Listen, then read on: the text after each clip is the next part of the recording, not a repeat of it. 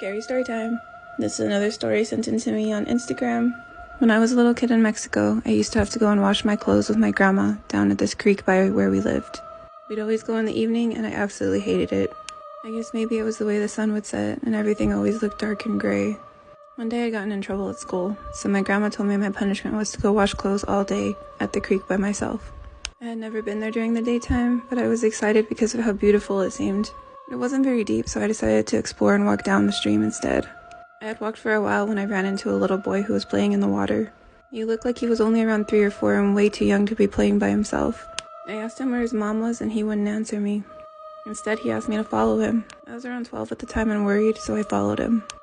We walked for a while when I saw a woman lying on the ground. I ran over to her and tried to wake her up, but she was out. I turned around to run for help. Just then, the woman woke up and grabbed my arm. She started dragging me towards the water. Like for part 2.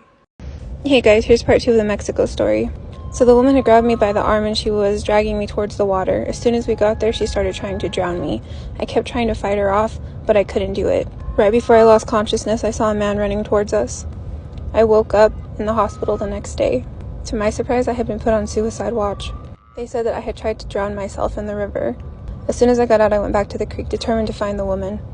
I did find her, and I confronted her about why she tried to kill me. She told me she didn't try to kill me, but that she had killed me and that I was dead. The story was sent in to me by a follower on Instagram.